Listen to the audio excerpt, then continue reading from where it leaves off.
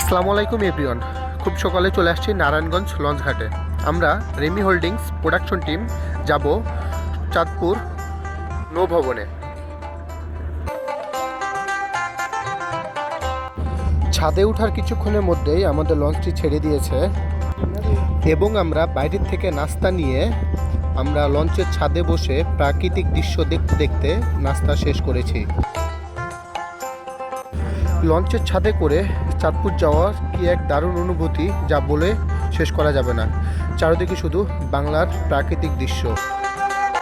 প্রকৃতি দেখতে দেখতে কখন যেন চাঁদপুর একলাসপুর ঘাটে পৌঁছে গেছি তা বলতেই পারবো না।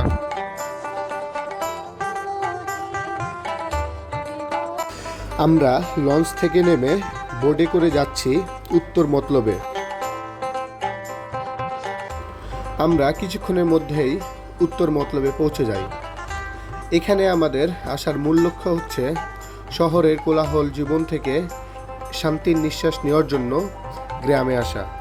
আসলে আপনি যখন গ্রামে আসবেন, গ্রামের নদীতে গোসল করা, গ্রামের প্রকৃতি দেখা আপনাকে নিমিষেই যেন শহরের জীবনটা ভুলিয়ে দিবে।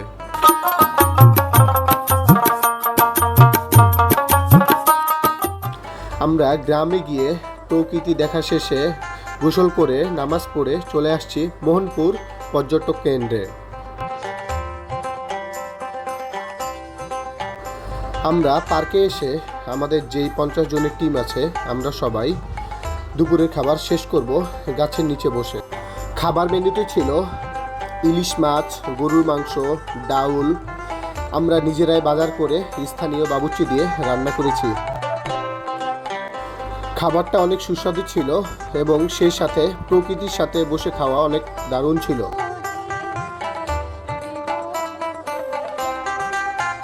খাওয়া দাওয়া শেষে মোহনপুর যে মিনি পার্ক, সে পার্কটা আমরা ঘুরতেছি। আসলে পার্কটা নদীর পাড়ে হয় একটু সৌন্দর্য যেন বেশি ফুটে উঠেছে। পরিবার পরিজন নিয়ে অনেক সুন্দর সময় কাটা যায় এই পার্কের মধ্যে।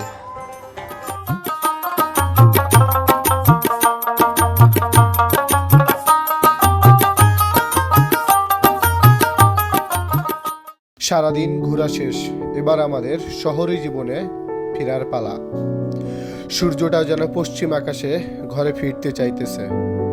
সবাই ভালো থাকবেন, সুস্থ থাকবেন। আল্লাহ হাফেজ।